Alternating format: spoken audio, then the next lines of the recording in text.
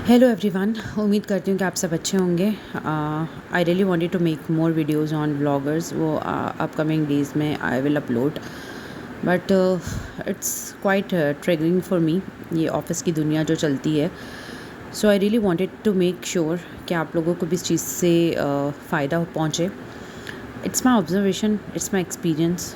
दोनों सिचुएशन में मैं बात करना चाहती हूँ कि अगर आप किसी भी वर्क प्लेस पर हो, and it is not just related to office, but अगर आप किसी भी फील्ड में हो, प्राइवेट सेक्टर में हो स्पेशली, ठीक है, चाहे आप टीचर हो, चाहे आप ऑफिस में काम करते हो, चाहे आप कॉर्पोरेट वर्ल्ड में हो, चाहे आप प्राइवेट सेक्टर्स में हो, एंड ब्ला ब्ला ब्ला ब्ला ब्ला, जिस भी I am just running out of vocabulary right now. इतनी रात को वीडियो बनाने के यही नुकसान होते हैं। सो आप जिस भी वर्ल्ड में काम कर रहे हो ना, आप उसके कुछ रेड फ्लैग्स को ना अर्ली साइन समझ के भाई पहले ही समझ लो, ठीक है।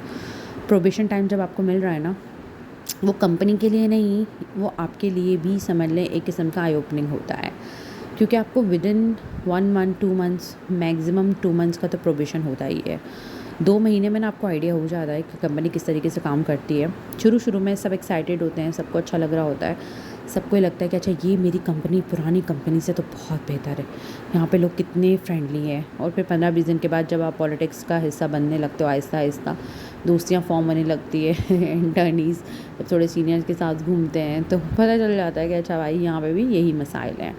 और मोर और लेस तकरीबन टॉक्सिक एनवायरनमेंट तो देखो हर जगह होता ही है, हमें अपने आप को खुद सेव करना होता है। बहरहाल सबसे पहले ना जो चीज़ रेड फ्लैग्स में काउंट होगी ना, वो होता है unclear messages.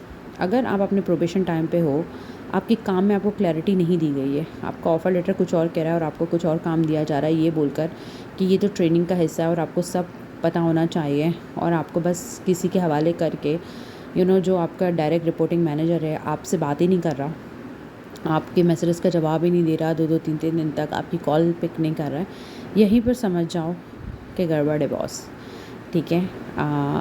That person really needs to be on the spot, कि भाई वो आपसे बात करे, आपको जवाब दे या आपकी क्यूरी को ले, क्योंकि डायरेक्ट रिपोर्टिंग में वो आ रहा है। बट नहीं, उसने आपको जो है वो उन लोगों के हवाले कर दिया है जो आपको काम सिखाएंगे और आप अपने प्रोबेशन टाइम पर हो, तो आपको खुद भी समझ नहीं आ रहा होता है कि क्या करें क्या ना करें। So clarity is very important. अगर आपको क्लैरिटी नहीं मिलती है, so probation time it's high time कि आप उसी वक्त स्विच करने का सोचो, या at least just make a mindful decision, because once you are involve in working और प्रोबेशन टाइम आपका ख़त्म हो जाता है, तो कम से कम आप 1 साल 1.5 साल 2 साल कोशिश करते हो उस एनवायरनमेंट में रहो। आई नो ये केस टू केस वेरी कर सकता है कि भाई लोगों के पास जॉब नहीं होती, एक ही बंदा ब्रेड अर्नर है और उसको अपनी पूरी फैमिली को चलाना है। आई कम्प्लीटली गेट दैट, लेकिन बाद में मिजरेबल होके फ्रस्ट्रेटेड लाइफ गुजारने से बहुत बेहतर है कि आप एक माइंडफुल होकर डिसीजन ले सको। नंबर 1। नंबर 2, अगर आपको ये समझ में आ जाए कि वहाँ पर जो आपको बताया गया है और जो काम आप कर रहे हो उसमें ईमानदारी नहीं है, you are not loyal to your customer, okay, तो फिर वहाँ पर आप समझ जाओ कि चाहे आप जितना भी पैसा कमा लो उसमें वो इतनी बरकत नहीं होगी, आपका दिल मुतमईन ही नहीं होगा ये काम करने के लिए, एटलीस्ट कि आप किसी न किसी को किसी भी वे में ठग रहे हो या बेवकूफ़ बना रहे हो। सो ये चीज़ लागू होती है कि हमें पता हो कि हम जो काम कर रहे हैं वो ईमानदारी पे करें, बिकॉज ट्रस्ट मी, मैं I am not talking about any religion here, but spiritual belief पे मैं ये कहूँगी कि जब तक आप ईमानदारी से काम करते हो your soul gets satisfied. But जैसे जैसे आपके अंदर बेईमानी आती है ना, आपके अंदर गुस्सा, चिड़चिड़ापन, नेगेटिविटी, सारे नेगेटिव इमोशंस ना वो बहुत पीक पर आ जाते हैं, बिकॉज बेईमानी अपने आप में एक नेगेटिव बिहेवियर है। तो इस बिहेवियर को डिस्करेज करना ज़रूरी है, और जब आपका ज़मीर आपको लानत मलानत करता है तो उसके अंदर ना फिर आपके अंदर एक रेज पैदा होता है। तो बेहतर ये है कि आप इसको भी देखो कि जो काम आप कर रहे हो वो ईमानदारी से हो, आपके कस्टमर हो, चाहे आपके स्टूडेंट्स हो या XYZ, आप जिसके साथ भी काम करो, आप उनको जो बोल रहे हो यू आर सेलिंग दैट, ठीक है। Your values must be align with your action. It must not be like that कि आप एक्शन कुछ और कह रहे हैं, आपके वर्ड्स कुछ और कह रहे हैं और आपकी वैल्यूज़ तो कुछ कह ही नहीं रही हैं। So it's better. नंबर 3, अगर they are not listening to you, वो अगर आपको सरकास्टिकली या किसी मीटिंग में इस बात का ताना दें कि कंपनीज़ के लिए एम्प्लॉयज़ बहुत, एम्प्लॉयज़ के लिए कंपनी बहुत, और एक तरीके का थ्रेड दे, और फिर फैमिली फैमिली फैमिली फैमिली करें, we are family we are family. जहाँ पर आपके कॉर्पोरेट वर्ल्ड में फैमिली का वर्ड आ जाए, ट्रस्ट में 6 कदम पहले हट जाएं। मैं अपने तजुर्बे से आपको बता रही हूँ, ये फैमिली सिर्फ़ और सिर्फ एक ड्रामा होता है। ये फैमिली बोलना, कोई भी कॉर्पोरेट वर्ल्ड में आपकी फैमिली नहीं होता। और वहाँ पर आप अपनी फैमिली क्यों रखोगे? Why to label? आपको क्यों इतना लेबलिंग करना है, स्पेशली इन देसी इन्वायरमेंट्स? आपको क्यों इसको इतना लेबल करना है कि हम तो बहुत फैमिली की तरह, तो हमें क्यों रहना है? हमारी फैमिलीज हम छोड़कर काम पर आए हुए हैं ना। जब शाम में 6-7 बजे हम घर वापस जाएंगे, हम अपनी फैमिलीज़ में जाएंगे। तो फैमिली को काम से सेपरेट रखें प्लीज़। ये बहुत बहुत बहुत इम्पॉर्टेंट है। एंड सबसे इम्पॉर्टेंट पॉइंट जो कि है नेपोटिज़म। अगर आप किसी ऐसी कंपनी में काम कर रहे हैं जो नेपोटिस्टिक कंपनी है, बहन भाई चाचा फूफी दादा दादी नाना नानी कम्युनिटी के लोग और उसी कम्युनिटी के लोगों को हायर कर रहे हैं, सो वहाँ पर आप 50 कदम भागें। ठीक है, 6 कदम तो मैंने आपको बेईमानी पे और फैमिली पे बोले ना, लेकिन इस पे आप 50 कदम दूर भागें। क्योंकि नेपोटिज़म ना सिर्फ़ और सिर्फ बॉलीवुड में नहीं वर्क करता है, ये नॉर्मल ऑफिस में भी वर्क करता है। एक कंपनी जिसका CEO जो है वो भाई हो, जिसकी मैनेजिंग डायरेक्टर बहन हो जाए, फिर जिसके जो है वो जनरल सेक्रेटरी भाभी हो जाए, फिर चाचा हो जाए, फिर चाची हो जाए, फिर पप्पा हो जाए, फिर दादा हो जाए। ट्रस्ट मी, ऐसी कंपनीज़ ख़ुद तरक्की करती हैं, लेकिन उनके एम्प्लॉयज़ तरक्की नहीं करते हैं।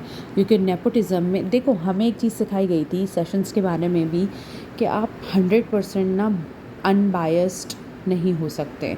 कुछ ना कुछ आपके एक्सपीरियंस ट्रिगर वार्निंग्स होती हैं। फॉर एग्ज़ाम्पल, अल्लाह ना करे, ठीक है, लेकिन अगर कोई ऐसा थेरेपिस्ट रहा है जिसका चाइल्डहुड बहुत ट्रॉमेटिक रहा हो, ठीक है, और उसने उसको हील किया भी हो, लेकिन कुछ चंक्स उसके अभी भी रहते हो, और सेम सिचुएशन में उसका कोई एक क्लाइंट उसको मिल जाए, डोंट यू थिंक कि वो उसके लिए थोड़ा डिफ़िकल्ट होगा और उसको सुपरवाइज़र की ज़रूरत होगी? Like that. तो ये हमें समझने की बहुत ज़्यादा ज़रूरी है कि हम अनबायस्ड होके एज अ थेरेपिस्ट भी 100% काम नहीं कर पाते हैं। हमें कुछ ना कुछ बायसनेस आती है जिस पे हमें वर्क करना होता है, या जिस पे हमें अपने सुपरवाइज़र को बताना होता है, and that person guides us well कि वो क्लाइंट लेना है नहीं लेना है, रेफ़र करना है, और व्हाट्सोएवर। अभी मैं यहाँ साइकोलॉजी का नहीं बता रही हूँ, बट मैं आपको सिर्फ एक हवाला दे रही हूँ। उसी तरीके से अगर एक नेपोटिस्टिक कंपनी है, वहाँ से हट जाएँ, क्योंकि वो आपको डिमीन करने का एक मौका नहीं छोड़ेंगे, ह्यूमिलेट करने का एक मौका नहीं छोड़ेंगे, कोल्ड शोल्डर, कोल्ड बिहेवियर। और फिर मज़े की बात ये होगी कि आप सबसे ज़्यादा प्रोफेशनल आप ही नज़र आ रहे होगे वहाँ पे, आप ही साउंड कर रहे होगे। सो ये 2-3 चीज़ें हैं, बल्कि 3-4 हैं। इसको आप अपने प्रोबेशन टाइम में देखो। और अगर आपको इस बात पे डराया जाए ना कि प्रोबेशन टाइम के अंदर अगर आप छोड़ देते हो तो अगली कंपनी जो है वो आपको नहीं लेगी, और ये और वो, ट्रस्ट में ये सब मंजन है और कुछ भी नहीं। अच्छी कंपनीज़ आपको बिल्कुल लेंगी, और आपको अपना पोटेंशियल पता होना चाहिए। कभी भी किसी के कहने पर आप अंडर कॉन्फिडेंट प्ले मत करें। ये मत सोचें कि क्योंकि दुनिया यही बोल रही है। आपको पता है social media full of lies है। अगर ये बोला जा रहा है कि सबको सारी नौकरियां मिल रही है और आपको नहीं मिल रही है, and you think you have a bad luck, और you are an unlucky person, this is completely wrong. Trust me, हर इंसान के अंदर ऊपर वाले ने कुछ ना कुछ पोटेंशियल दिया होता है, और हम अपने मेहनत से आगे बढ़ते हैं। आपके पास डिग्री है, आपके पास हिम्मत है, आपके पास मेहनत है, ऊपर वाला आपका भला ज़रूर करेगा। लेकिन आप अपने आप को इस तरीके से मिज़री में मत डालिएगा। मैंने ऐसे हज़ारों लोग देखे हैं, सुने, जो अपने ऑफिसर्स के बारे में इतनी बुराई करते हैं, इतना बुरा भरा बोलते हैं, पूरी इवनिंग्स उनकी गॉसिपिंग में ऑफिस के बाद कॉल्स पे दोस्तों को बताते हुए निकल जाती हैं, और अगले दिन वो उन्हीं लोगों के साथ उठते बैठते अपनी ज़िंदगी को मज़ीद मिज़रेबल करते हैं। और आयरनी ये होती है हमारी लाइफ की कि जिन लोगों का कसूर नहीं होता, हमारे फैमिली मेम्बर्स, हमारी सारी फ्रस्ट्रेशन उन पर निकलती है, क्योंकि डिस्प्लेस्ड अग्रेशन होता है ना। हम अपनी ऑफिस कंपनी के लोगों को कुछ नहीं बोल सकते हैं, तो हमें घर पर निकालना होता है। It's better to take stand, अपने लिए स्टैंड लें, जायज़ बात करें, नाजायज़ बात ना करें, सही का साथ दें। और अगर कोई चीज़ गलत हो रही है तो उसके लिए स्टैंड ज़रूर लें। जब हम दूसरों के लिए लेते हैं तो ख़ुद के लिए लेना तो हमारे ऊपर वाजिब है। अगर ये 3-4 चीज़ें आपको समझ में आती हैं, ये कम्प्लीटली रेड फ्लैग्स हैं, इन्हें अवॉइड करें। अपने लिए अच्छी उम्मीद रखें, अच्छा गुमान रखें, अच्छी चीज़ें सोचें। होपफुली सब अच्छा ही होगा, बट इस चीज़ पे ज़रूर गौर कीजिएगा। Thank you so much.